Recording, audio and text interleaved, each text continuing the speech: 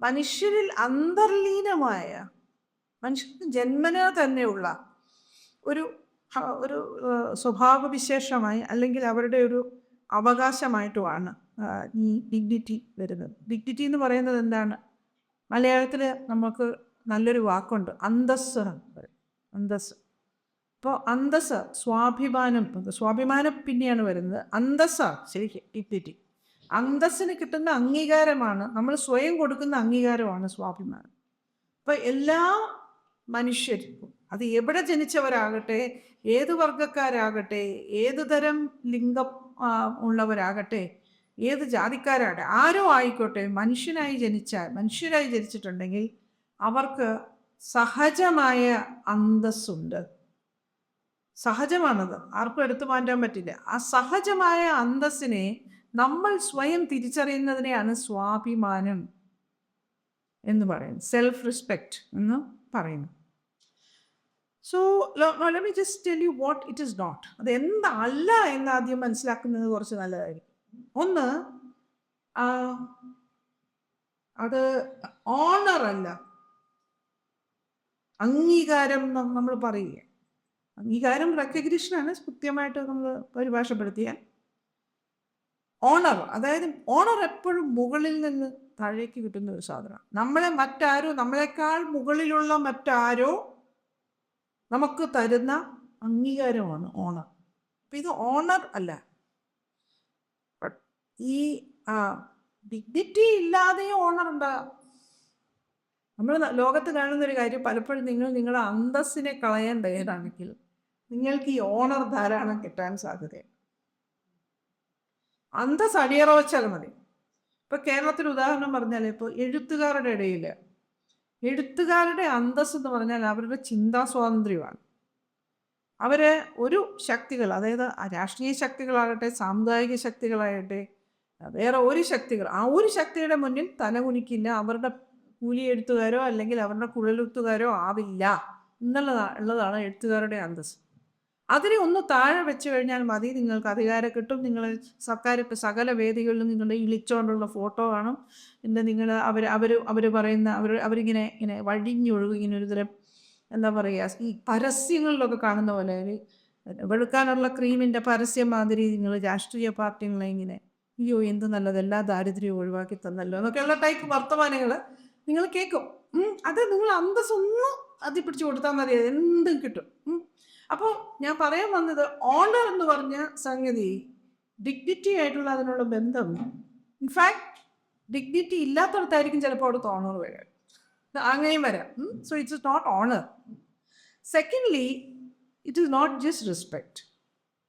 Respect എന്ന് പറഞ്ഞാൽ എന്താ? ബഹുമാനം എന്നാണ്. അപ്പോൾ ഇത് ഓണറിൻ്റെ ഒരു വകഭേദമാണ്. പക്ഷേ റെസ്പെക്റ്റ് നമ്മളെപ്പോഴും പറയും തുല്യർ തമ്മിലാണ് സാധാരണ, മുകളിൽ നിന്ന് വരുന്നതാവണമെന്നില്ല, നമ്മളുടെ ഇടയിൽ തന്നെയുള്ള സംഗതിയായിരിക്കാം. അത് ഞാൻ മറ്റൊരാളുടെ അന്തസ്സിനെ ഞാൻ മാനിക്കുന്നിടത്താണ് ഞാൻ ബഹുമാനം കൊടുക്കുന്നത്. എൻ്റെ അന്തസ്സിനെ മറ്റൊരാൾ മാനിക്കുമ്പോഴാണ് എനിക്ക് ബഹുമാനം കിട്ടുന്നത്. So respect is actually A recognition of dignity. So respect, if someone is going to respect you because of honor, that is likely to be something else. അതായത് നിങ്ങൾക്ക് മുകളിൽ നിന്ന് കിട്ടിയ ഈ ഓണറിൻ്റെ ബലത്തിലാണ് നിങ്ങളെ ആരെങ്കിലും ബഹുമാനിക്കുന്നതെങ്കിൽ അവരുടെ ബഹുമാനം ചിലപ്പോൾ ഒരുതരം ഈ സേവപിടുത്തമൊക്കെ ആവാൻ ചാൻസ് ഉണ്ട്. മനസ്സിലായി? കാരണം അവർ നിങ്ങളെയല്ല ബഹുമാനിക്കുന്നത്, നിങ്ങൾക്ക് കിട്ടിയ ഓണറിനെയാണ് ബഹുമാനിക്കുന്നത്. നിങ്ങളെ ബഹുമാനിക്കുന്നെങ്കിൽ അത് നിങ്ങളുടെ അന്തസ്സിനെ ആയിരിക്കും ബഹുമാനിക്കുക. അപ്പോൾ നമ്മൾ ചിലപ്പോഴൊക്കെ പറയില്ലേ, റെസ്പെക്ട് ഷുഡ് ബി ഏൺഡ് എന്ന് പറയില്ലേ? Respect should be earned. അതത്ര ശരിയൊന്നും അല്ല കേട്ടോ ശരിക്കും. കാരണം നമ്മൾ ബഹുമാനം എന്ന് പറയുന്നത് അത് അന്തസ്സുമായിട്ട് ബന്ധപ്പെട്ടൊരു കാര്യമാണ്. അപ്പം ഒരാൾ അവരുടെ പ്രവൃത്തി കൊണ്ട് എന്തെങ്കിലും ചെയ്ത് നമുക്ക് ആ പ്രവൃത്തിയെ നമുക്ക് വിമർശിക്കാം, എന്നൊക്കെ ചെയ്യാം. പക്ഷേ അവരെ മാനിക്കുക എന്നുള്ളത്, അവരുടെ മനുഷ്യത്വത്തെ മാനിക്കുക എന്നുള്ളത് നമ്മുടെ കടമയാണ്. അപ്പോൾ റെസ്പെക്റ്റ് ഏൺഡാണോ എന്ന് ചോദിച്ചാൽ ഈ നേരത്തെ പറഞ്ഞ പോലത്തെ റെസ്പെക്റ്റ് ആയിരിക്കും ഏൺഡാവുക. അതായത് നിങ്ങൾ എന്തെങ്കിലും കുറേ കാര്യങ്ങൾ അച്ചീവ് ചെയ്തിട്ടുണ്ട്, അവരെ നിങ്ങൾ റെസ്പെക്റ്റ് ചെയ്യുമെന്ന് പറയുന്നത് ആണെങ്കിൽ അതൊരു പരിമിതമായ റെസ്പെക്റ്റാണ്. അത് കൊടുക്കുക. അത് അച്ചീവ്മെൻ്റ് ഉള്ളവരെയൊക്കെ നിങ്ങൾ റെസ്പെക്റ്റ് ചെയ്യുന്നുണ്ട്, തെറ്റൊന്നുമില്ല. പക്ഷെ അതിലുപരിയായിട്ട് ഒരു അച്ചീവ്മെന്റ്, 0 അച്ചീവ്മെന്റ് ഉള്ള ഒരാളെ പോലും മാനിക്കുക എന്നുള്ളത് പ്രധാനം. അവരുടെ മനുഷ്യത്വത്തെ മാനിക്കുക, അത് ഒരു ബേസിക് ഡിഗ്നിറ്റി. അതുകൊണ്ടാണ് നമ്മൾ എന്തൊക്കെ വിമർശനങ്ങൾ നടത്തുമ്പോഴും നമ്മൾ ഒരു എന്താ പറയുക, അപമാനവീകരണം, അത് ഡീഹ്യൂമനൈസിങ് ആയ തരത്തിലുള്ള വിമർശനങ്ങൾ നമ്മൾ നടത്തില്ല. ഇപ്പം നമുക്ക് ഇഷ്ടമില്ലാത്തവർ കൃമി, കീടം എന്നൊക്കെ വിളിക്കും. ഇപ്പം ഈ ആശാ സമരം നടക്കുന്ന സമയത്ത് തൊഴിലാളികളായ ആശാ വർക്കർമാർക്കെതിരെ കേരളത്തിലെ വലിയ വലിയ CITയും പുരുഷന്മാരായ നേതാക്കന്മാർ ഉപയോഗിച്ച വാക്കുകൾ, അവർ കീടങ്ങളാണ്, അവര് രോഗം പരത്തുന്ന രോഗാണുവാണെന്നൊക്കെയാണ്.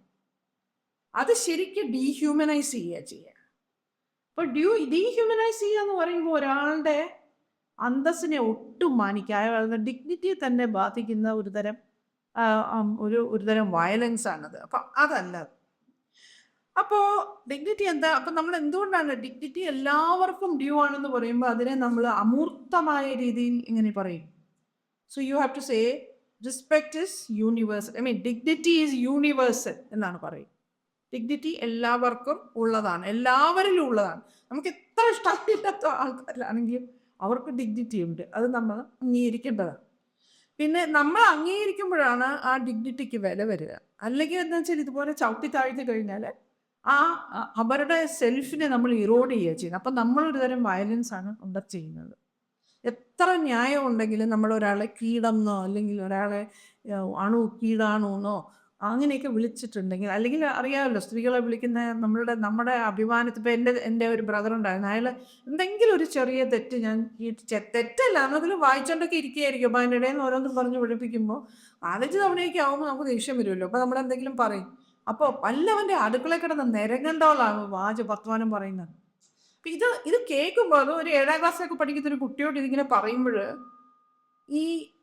നമ്മുടെ സെൽഫിനെ അതിങ്ങനെ കരണ്ട് തിന്നും. നമ്മുടെ ഒരു ആത്മാഭിമാനം ഇനി, അതാണ് ഡിഗ്നിറ്റി. അതുമേൽ ഇത് കരലോ നമ്മൾ ശരി, നമ്മൾ അവരിപ്പോൾ വല്ലവൻ്റെ അടുക്കള കിടന്ന് നിരങ്ങാനുള്ളതാണെങ്കിൽ പിന്നെ നമ്മൾ പിന്നെ നമ്മളെന്തിനാ ജീവിച്ചിരിക്കുന്നത്? നമുക്ക് തോന്നില്ലേ? അടിസ്ഥാനപരമായിട്ട് നമ്മുടെ ഡിഗ്നിറ്റിയെ ബാധിക്കുന്ന തരത്തിലുള്ള. അതുകൊണ്ട് ഈ റെസ്പെക്റ്റ് എന്ന് പറയുന്നത് മറ്റൊരാളുടെ അപ്പം ഞാനന്ന് 7ാം ക്ലാസ്സിൽ പഠിക്കുന്ന കുട്ടിയാണ്, ഇദ്ദേഹം കോളേജ് കുമാരനാണ്. ഈ 7ാം ക്ലാസ് പഠിക്കുന്ന കുട്ടിക്ക് പോലും ഡിഗ്നിറ്റി ഉണ്ടെന്നുള്ളത് നമ്മൾ 7ാം ക്ലാസ് എന്നല്ല, കുഞ്ഞു കുട്ടികൾ, അതിപ്പോഴാണ് നമ്മുടെ വിദ്യാഭ്യാസ സംവിധാനത്തിൽ ആ ഒരു തിരിച്ചറിവില്ലാത്തത്. ഞങ്ങളൊക്കെ സ്കൂളിൽ പഠിക്കുമ്പോൾ ഒരു ടീച്ചർ പോലും ഞങ്ങളെ എടി പൊടി എന്നൊന്നും വിളിക്കില്ല, ഒരിക്കലും വിളിക്കില്ല. എടിയെന്നോ പൊടിയെന്നോ അങ്ങനെയൊന്നും വിളിക്കില്ല. അതുപോലെ നീ എന്ന് വിളിക്കില്ല, ഒന്നുമില്ല. പേര് വിളിക്കും. അത് വഴക്ക് പറയാനോ തല്ലാനോ ഒക്കെ ആണെങ്കിൽ ഫുൾ നെയിം വിളിക്കും. Miss Devika please go meet the principal എന്നൊക്കെയാണ് പറയുക.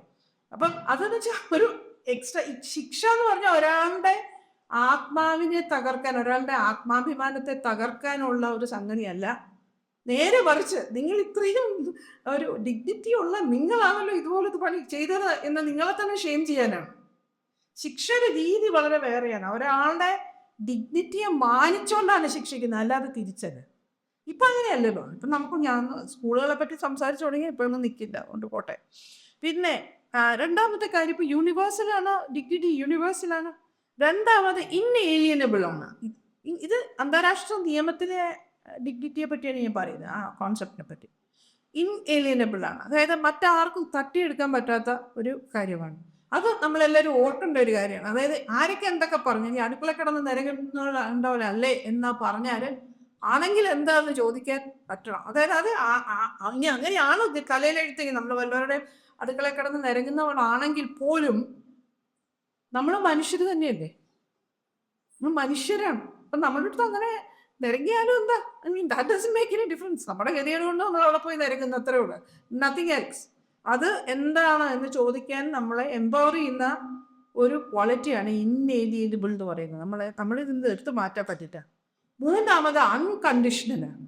അതായത് നിങ്ങൾ നല്ല പിള്ള കളിക്കേണ്ട കഴിയുന്നവരും, ഇപ്പം നിങ്ങൾ നല്ലതൊന്നും ആയിരിക്കത്തില്ല. നിങ്ങൾ എല്ലാ മനുഷ്യർക്കും തെറ്റുമുണ്ട് ശരിയുണ്ട് അല്ലേ, നമ്മൾ ഫുൾ 100% നല്ലവരൊന്നും ആയിരിക്കില്ല.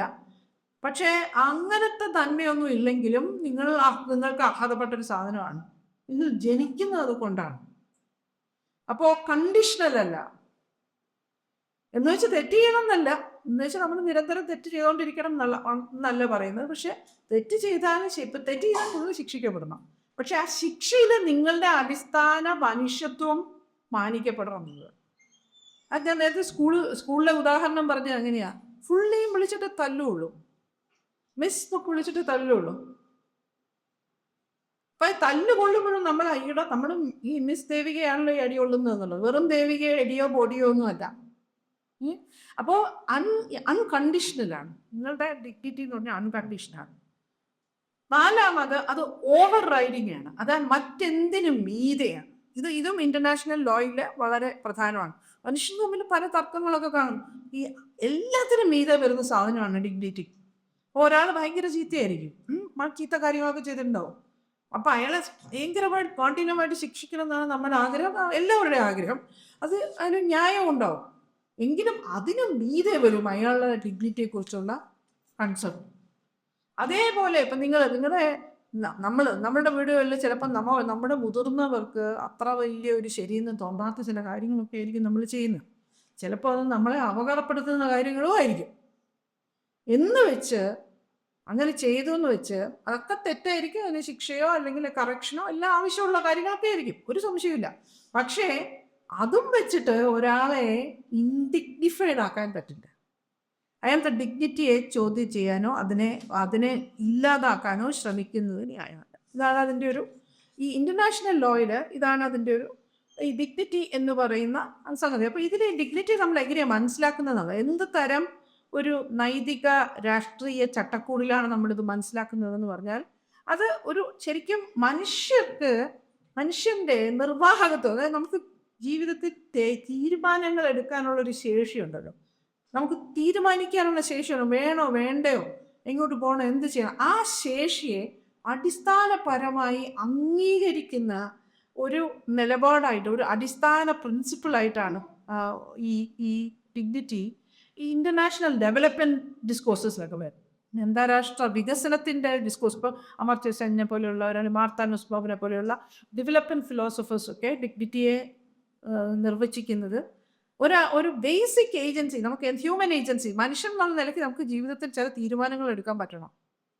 ആ തീരുമാനങ്ങൾ എടുക്കാനുള്ള ആ പരിപൂർണമായ അൺഎലിയനബിൾ, ആർക്കും പിടിച്ചു മാറ്റാൻ പറ്റാത്ത ഒരു അവകാശം നമുക്കുണ്ട് എന്ന് പറയുന്നിടത്താണ് ഈ ഡിഗ്നിറ്റി അംഗീകരിക്കപ്പെടുന്നത്. അതിനു വേണ്ടി സ്വയം തലയുയർത്തി നിൽക്കുന്നതാണ് അന്തസ്സിൻ്റെ ലക്ഷണം.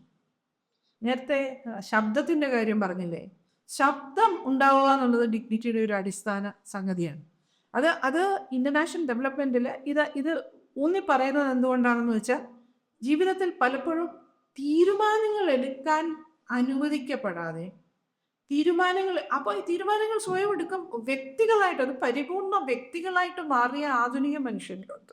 തീരുമാനങ്ങൾ എടുക്കണ്ട, ഞങ്ങളെല്ലാം തീരുമാനിച്ചാലോ, താനവിടെ അങ്ങ് അനുസരിച്ചാൽ മതി എന്ന് പറഞ്ഞാൽ അത് അവരുടെ അടിസ്ഥാനപരമായ വ്യക്തിത്വത്തെ തന്നെ നിഷേധിക്കുന്ന. ഇപ്പം ഒരു പട്ടിയോ പൂച്ചയൊക്കെ പോലെ ഏത് പാർലറിലാണ് ഗ്രൂപ്പ് ചെയ്യാൻ കൊണ്ടുവന്നത്, പട്ടിയോട് അഭിപ്രായം ചോദിച്ചിട്ട് എല്ലാവരും കൊണ്ടുപോകും. അല്ലെങ്കിൽ ആ പട്ടിയെ എന്ത് ചെയ്യണം, അതിനെ വീട്ടിൽ വളർത്തണോ പുറത്ത് കെട്ടിയിടണമെന്നൊന്നും ആരും അതിനോട് പെർമിഷൻ ചോദിക്കാറില്ല. ആ നിലയല്ല മനുഷ്യൻ്റേത് എന്നാണ് ഈ പറയുന്നത്, മനസ്സിലായോ? അപ്പം ഞാനിപ്പോൾ ഇവിടെ നമ്മൾ സംസാരിക്കുമ്പോൾ ഇപ്പം ഇതൊക്കെയാണ് ഇതിൻ്റെ മാനങ്ങൾ. ഇതിനെക്കുറിച്ച് ഒരുപാട് തർക്കങ്ങളുണ്ട്. ഇപ്പം ഇതിനെ ഈ ഒരു ഇൻഡസ്ട്രിഷ്യൽ ഒരു കോൺസെപ്റ്റായിട്ട് നമുക്ക് അതിന് ബലമുണ്ടോ? അങ്ങനെ ഇപ്പോൾ റൈറ്റ്സിനെ നമ്മുടെ റൈറ്റ്സിനെ ഊന്നി നിർത്താൻ ഇപ്പം ഹന്ന ആരൻഡ് ഒക്കെ പറയുന്ന പോലെ, ഹന്ന ആരൻഡ് എന്ന് പറയുന്ന പ്രശസ്തയായ പൊളിറ്റിക്കൽ സയൻസിന് വളരെ പ്രശസ്തിയായ ഒരു പൊളിറ്റിക്കൽ ഫിലോസഫറാണ്. അപ്പം അവർ പറയുന്നത് റൈറ്റ്സ് ഉണ്ടായാൽ പോരാ, റൈറ്റ്സ് ഉണ്ടാവാനും കൂടിയുള്ള റൈറ്റ് ഉണ്ടാവണം.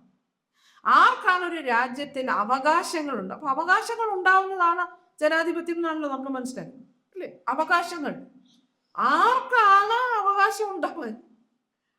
ആർക്കാണ് അവകാശങ്ങൾ ഉള്ളത്? ചില ആൾക്കാർക്ക് അവകാശങ്ങൾ ഉണ്ടാകാനുള്ള അവകാശം ഉണ്ട്, മറ്റുള്ളവർക്ക് അതില്ല. ഇപ്പോൾ ഏറ്റവും നമ്മുടെ കാലത്ത് നമ്മുടെ കൺമുന്നിൽ നമ്മൾ ഏറ്റവും കൃത്യമായിട്ട് കാണുന്നത് ഈ അഭയാർത്ഥികളുടെ കാര്യത്തിലാണ്. അത് ഈ ഹന്ന ആരൻഡ് എടുത്തു പറയുന്നതും അഭയാർത്ഥികളുടെ പശ്ചാത്തലത്തിൽ. അഭയാർത്ഥികൾക്ക് എന്ത് അവകാശങ്ങളാണുള്ളത്? അവർക്ക് അവകാശങ്ങൾ ഉണ്ടാകാനുള്ള അവകാശം ഇല്ല എന്നുള്ളതാണ്. അപ്പോൾ അവിടെയും ഈ പറയുന്ന പോലെ ഡിഗ്നിറ്റി ഒരു വിഷയമായിട്ട് വരുന്നുണ്ട്. നിങ്ങൾ അപ്പം അങ്ങനെയുള്ളവരുടെ ഡിഗ്നിറ്റി നിങ്ങൾ മാനിക്കുന്നുണ്ടോ? ഈ അഭയാർത്ഥി എന്ന് പറയുന്ന മനുഷ്യനല്ലേ? അപ്പം ആ മനുഷ്യൻ്റെ ഡിഗ്നിറ്റിയെ നിങ്ങൾ എങ്ങനെ മാനിക്കും? ഈ ഭരണകൂടം എങ്ങനെ മാനിക്കും? എന്നുള്ള ചോദ്യങ്ങളൊക്കെ അവർ ഉയർത്തിയിട്ടുണ്ട്. അപ്പം അതൊക്കെ ഒരു വലിയ വിഷയമാണ്. അതവിടെ നിൽക്കട്ടെ. ഞാനിവിടെ പറയാൻ ഉദ്ദേശിക്കുന്ന കാര്യം, നമ്മുടെ ഉള്ളിൽ, നമ്മുടെ എല്ലാവരുടെയും ഉള്ളിൽ ഈ അന്തസ്സെന്ന് പറയുന്ന ഐഡിയ നമുക്കെല്ലാം ഉണ്ട് എന്ന് നമ്മൾ സമ്മതിക്കുകയാണെങ്കിൽ അതിനെ അംഗീകരിക്കാനുള്ള വാസന, സ്വയം തിരിച്ചറിയാനും അംഗീകരിക്കാനുള്ള ഒരു വാസനയാണ് ഞാൻ സെൽഫ് റെസ്പെക്റ്റ് എന്ന് വിളിക്കും. ഡിഗ്നിറ്റിയും എല്ലാവർക്കും ഉണ്ട്. ഞാൻ ഡിഗ്നിഫൈഡ് ആണ്. അപ്പോൾ ഈ ഡിഗ്നിറ്റി എന്ന് പറയുന്നത് നമ്മൾ ജന്മനാ ഉള്ളതാണെങ്കിലും നമ്മൾ വളരും തോറും സമൂഹം നമ്മളോട് നിരന്തരം ആ ഒരു ബോധത്തിനെ അടിച്ചമർത്തുന്നുള്ളതാണ്. അത് സ്ത്രീകളുടെ കാര്യം മാത്രമല്ല, പുരുഷന്മാർക്കും അങ്ങനെ തന്നെയാണ്. സമൂഹത്തിൻ്റെ ഒരു ശക്തി, സമൂഹ ശക്തിയുടെ ഒരു പ്രത്യേകത എന്താണെന്ന് വെച്ചാൽ അത് ഈ ഒരു ബോധത്തിന് താഴ്ത്തിപ്പിടിക്കണം മനുഷ്യൻ, എന്നാലേ അനുസരണ ഉണ്ടാകൂ എന്നുള്ളതാണ്. അനുസരണ, വഴക്കം, വണക്കം ഇതൊക്കെ മനുഷ്യരിൽ സൃഷ്ടിക്കണമെങ്കിൽ ഈ അഭിമാനബോധത്തിനെ താഴ്ത്തിപ്പിടിക്കണം എന്നുള്ളതാണ്. പക്ഷേ എന്നാൽ ഇങ്ങനെയൊക്കെ ഉണ്ടെങ്കിലും ഈ ലോകം ഇത്രയും അതിനോട് അത്ര ആനുകൂല്യം കാണിക്കാതെ ഇരുന്നിട്ട് പോലും മനുഷ്യർ അവരവരെ തന്നെ വിലവയ്ക്കാൻ പഠിക്കുന്നത്. പെൺകുട്ടി സ്ത്രീകളുടെ കാര്യം പറഞ്ഞാൽ അവളെ തന്നെ മാനിക്കാൻ പഠിക്കുന്നിടത്താണ് ഈ സ്വാഭിമാനം അഥവാ സെൽഫ് റെസ്പെക്ട് എന്ന് പറയുന്നത്. അപ്പൊ ഈ സമൂഹം നമുക്ക് ഈ അന്തസ് അനുവദിക്കാതെ വരുമ്പോഴേ ഇത് വൻ മനോരോഗമായി പോകത്തില്ലേ? കാരണം നമ്മുടെ അടിസ്ഥാന സ്വത്വം, ഈ സ്വത്വം എന്ന് പറഞ്ഞാൽ കമ്മ്യൂണിസ്റ്റുകാർ പറയുന്നതൊന്നും വിശ്വസിക്കരുത്. സ്വത്വം എന്ന് പറഞ്ഞാൽ ഐഡന്റിറ്റി അല്ല, സെൽഫാണ്. ഐഡന്റിറ്റിക്ക് തന്മ എന്നാണ് നമ്മൾ പറയുക. അപ്പോൾ ഈ സ്വത്വം ഭയങ്കരമാണെന്നല്ലേ കമ്മ്യൂണിസ്റ്റുകാർ പറയുന്നത്? അങ്ങനെയൊന്നല്ല. സ്വത്വം എന്ന് പറഞ്ഞാൽ സെൽഫ് എന്നാണ് അർത്ഥം. അപ്പം നമ്മുടെ സെൽഫ് ഉറയ്ക്കത്തില്ല. അപ്പം ഈ സ്വത്വം എന്ന് പറയുന്നത് ഈ സെൽഫാണ്. ഞാൻ എന്നുള്ള ബോധമാണ് നമ്മുടെ ഉള്ളിൽ. അതിനൊരു വിലയില്ല. അതിനെ ഇങ്ങനെ നിരന്തരം ആൾക്കാർ നീ വല്ല അടുക്കള കിടന്ന് തൂക്കാനുള്ളതല്ലേ എന്നൊക്കെ ചോദിച്ച് അതിനെ ഇങ്ങനെ ക്രമേണ ആക്കുന്ന ഒരു സമൂഹത്തിൽ മനോരോഗികളുടെ എണ്ണം കൂടത്തില്ല. കേരളത്തിൽ ഈ സ്ത്രീകളുടെ ഇടയിൽ മനോരോഗം ഇത്രയും കൂടാൻ കാരണം എന്താണെന്നറിയാമോ? നമ്മളൊക്കെ മറ്റ് സമൂഹങ്ങളെ അപേക്ഷിച്ച് കേരളത്തിലെ സ്ത്രീകളെല്ലാം പള്ളിക്കൂടത്തിൽ പോകുന്നവരാണ്. നമ്മുടെ സ്കൂളിൽ നിന്നുള്ള ഡ്രോപ്പ് ഔട്ട് റേറ്റിൻ്റെ കണക്കെടുത്താൽ മറ്റ് സംസ്ഥാനങ്ങളിലെ ഡ്രോപ്പ് ഔട്ടുകൾ മുഴുവൻ ആൺകുട്ടികളാണ്. നമ്മുടെ സംസ്ഥാനത്തിൽ മാത്രമാണ് ഡ്രോപ്പ് ഔട്ട് റേറ്റ് സ്ത്രീകളുടെ എണ്ണം വളരെ കുറവ്. സ്ത്രീകളുടെ എണ്ണം കുറവായിരിക്കുന്നു. അതെന്തുകൊണ്ടാണെന്നറിയാം? പെൺകുട്ടികൾ കൂടുതൽ വർഷം സ്കൂളിൽ പോകുന്നു, അവർ കോളേജിലേക്ക് പോകുന്നു. ഇപ്പം നിങ്ങൾ കോളേജുകളിലാണെങ്കിലും പുരുഷന്മാർക്കൊക്കെ അധികം സ്ത്രീകളാണ്. അപ്പം ഈ വ്യക്തിത്വം, നമ്മൾ സ്കൂളിൽ ചെന്ന് നമ്മളൊരു ബുക്ക് എടുത്ത് നമ്മുടെ സ്വന്തം കൈപ്പടയിലൊരു വാചകം എഴുതുമ്പോൾ സ്വന്തം hand writing, can that be replicated? നിങ്ങളുടെ പോലെ തന്നെ വേറൊരാൾക്ക് എഴുതാൻ പറ്റില്ല. നിങ്ങളുടെ കൈ അക്ഷരത്തിന് വേറൊരാളുടെയും കൂടെ എത്ര സാമ്യം ഉണ്ടെങ്കിലും അതിൻ്റെതായിട്ടുള്ള ചില പെക്യൂലിയാരിറ്റീസ് ഉണ്ട്. അപ്പോൾ അതെന്താ പറയുന്നത്? അത് നിങ്ങളുടെ യുണീക്ക്നെസ് ആണ്. അതായത് നിങ്ങളെ പോലെ മറ്റൊരാള് ലോകത്തില്ല. അപ്പൊ അതാണ് നമ്മുടെ ആത്മാഭിമാനത്തിന്റെ അടിത്തറ. അപ്പൊ അത് ഈ സ്കൂളിൽ കൂടെയാണത്. ഈ സ്കൂളിംഗ് എന്ന് പറയുന്നത് ശരിക്കും ശക്തമായ വ്യക്തിത്വ വികാസത്തിന്റെ ഒരു സ്ഥലമാണ്. അതുകൊണ്ടാണ് സ്കൂളിൽ പോകണം. എന്തുകൊണ്ട് സ്കൂളിൽ പോകണം എന്ന് പറഞ്ഞാൽ ഇത് ഒറ്റ കാരണം മതി. എന്തൊന്നും പഠിച്ചില്ലേലും വേണ്ടിയില്ല, ഈ സംഗതി ഇമ്പോർട്ടൻ്റ്. ഞാനെന്നുള്ളൊരു ബോധം ഉണ്ടായി വരണം. പക്ഷെ അപ്പം എന്തൊക്കെ പറ്റുന്നതെന്നറിയോ? നമ്മൾ അങ്ങനെ പഠിച്ച് നല്ല വ്യക്തികളായിട്ട് ആൺപിള്ളേരുടെ ഇടയ്ക്ക് ചാടിപ്പോയി അവർ പിന്നെ കടയിലൊക്കെ നിന്നും പണിയൊക്കെ എടുത്ത് അവർ വല്ല കാശിക്കൊട്ടെ നമ്മൾ ഇതിൽ കൂടി ഇങ്ങനെ ചലിച്ചുകൊണ്ടിരിക്കുകയാണ്. അപ്പം നമ്മൾ 12ാം ക്ലാസ് കഴിഞ്ഞ് നമ്മൾ കോളേജിൽ നമ്മൾ ഇതുപോലെ വ്യക്തിവൽക്കരിക്കപ്പെട്ട് ഇങ്ങനെ വന്ന് പെട്ടെന്ന് ഒരു ദിവസം ഈ കല്യാണം എന്നൊരു സംഭവം ഉണ്ടാവും. അപ്പം നമ്മൾ വിചാരിക്കും നമ്മൾ ഇത്രയും വ്യക്തിത്വ ശേഷികളൊക്കെ ഉള്ളവരാണല്ലോ, അപ്പോൾ ഭർത്താവിൻ്റെ വീട്ടിൽ പോയിട്ട് നമുക്ക് അവിടെ ഒക്കെ അപ്പോൾ ഒരുപാട് എനർജി ഉണ്ടാവും. എന്താണ് ഈ വ്യക്തിവൽക്കരണം കൊണ്ട് ഉണ്ടാകുന്നത് ചോദിച്ചാൽ ട്രിമെൻഡസ് എനർജീസ് ഉണ്ടാവും. ട്രിമെൻഡസ്ലി എനർജറ്റിക് ആവും. യു വിൽ തിങ്ക് ഞാൻ ഏറ്റവും സ്പെഷ്യലായ രീതിയിൽ ഞാൻ അങ്ങനെ ചെയ്യും ഇങ്ങനെ ചെയ്യുന്നൊക്കെയുള്ള നമ്മുടെ സ്പെഷ്യലായിട്ട് നമുക്ക് മാത്രം ചെയ്യാവുന്ന പോലത്തെ ചില കാര്യങ്ങളൊക്കെ ഉണ്ട്. അതൊക്കെ അങ്ങനെ ഒരു ബോധം നമുക്കുണ്ടാവും. എത്ര പാവം പോലെ ഇരിക്കുന്ന ഒരു വ്യക്തിയിലും അതുണ്ടാവും. അപ്പോൾ കല്യാണം കഴിച്ച് പോകുമ്പോൾ ആ വീട്ടിൽ നമുക്ക് അതേപോലെയൊക്കെ ജീവിക്കാം. നമ്മുടെ രീതിയിൽ നമ്മൾ അവിടെ മാറ്റി തീർക്കും. അവിടെ ചെല്ലുമ്പോഴല്ലേ വിവരം അറിയുന്നത്. അപ്പം ഇഫ് യു ആർ ലക്കി, ഇതൊരു ലോട്ടറിയാണ്. ചിലർ കല്യാണം കഴിച്ചാൽ അവർ ഭാഗ്യത്തിന് അവർ ചെല്ലുന്നിടത്ത് അവരുടെ ഈ കഴിവൊക്കെ ഭയങ്കര അപ്രീഷിയേറ്റഡ് ആയിരിക്കും. അപ്പോൾ അവർ അതിൻ്റെ പുറകെ അവർക്കത് വലിയ കുഴപ്പമൊന്നും ഇല്ലാതെ പോകും.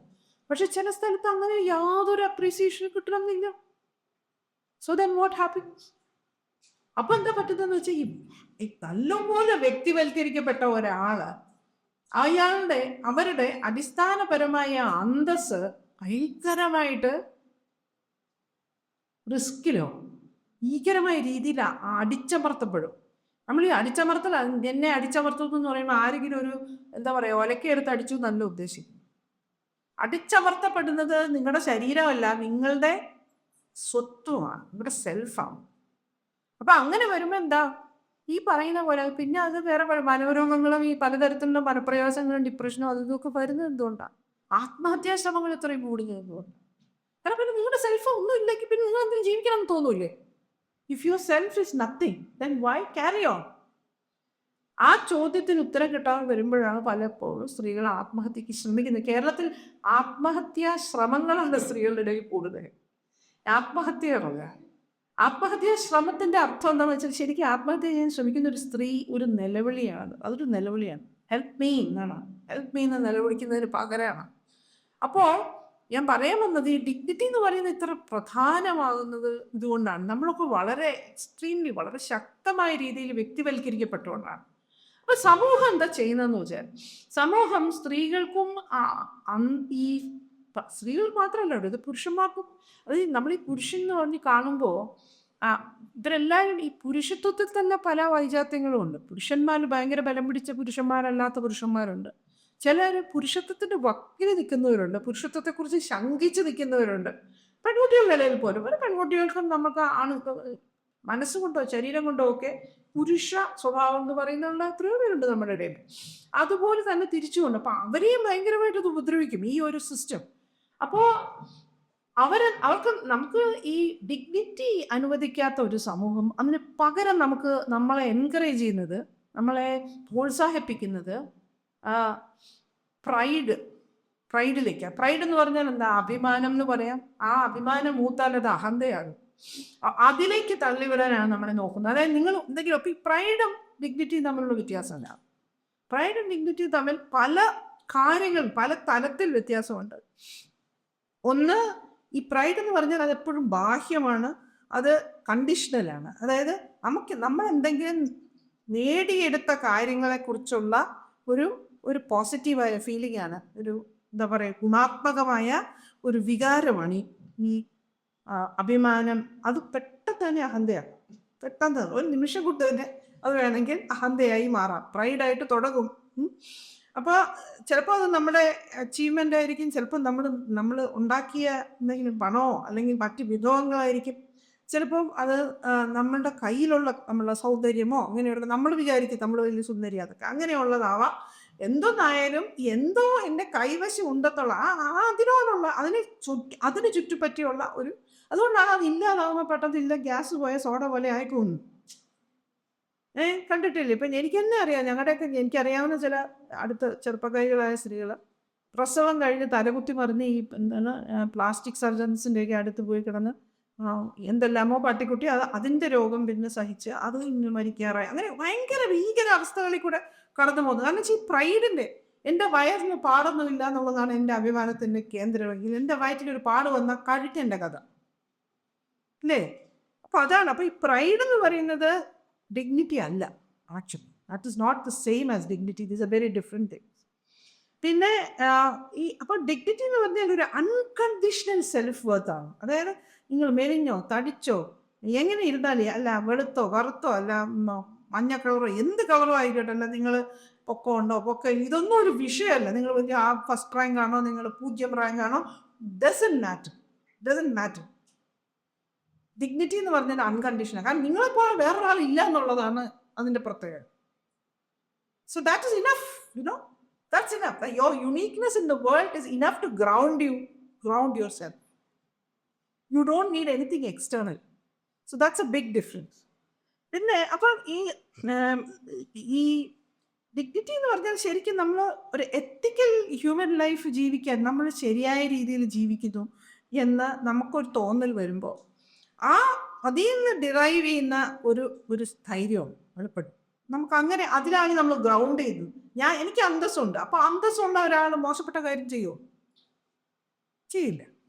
അതാണ് ഈ അന്തസ്സുണ്ടെന്നുള്ള തോന്നൽ വരുമ്പോൾ ഒരാൾക്ക് അന്തസ്സുണ്ട്, നിങ്ങളൊരു നല്ല വ്യക്തിയാണ്, നിങ്ങൾ നല്ല അന്തസ്സുള്ള, നിങ്ങൾ യുണീക്കാണ്, നിങ്ങൾ അന്തസ്സുള്ള ഒരാളാണ്, നമ്മുടെ കുഞ്ഞിനെ അങ്ങനെ പറഞ്ഞ് വളർത്തിയാൽ ആ കുട്ടി വലുതാവുമ്പോൾ മഹാവൃത്തിയോടൊക്കെ ചെയ്യാൻ സാധ്യത കുറവാണ്. അഥവാ ചെയ്താലും കുറച്ച് ചെറിയൊരു എന്താ പറയുക, ഉള്ളിൻ്റെ ഉള്ളിലൊരു വിഷമത്തോടെയൊക്കെ ആയിരിക്കും ചെയ്യാനും. അതുകൊണ്ടാണ് തിരുത്താനും പറ്റും.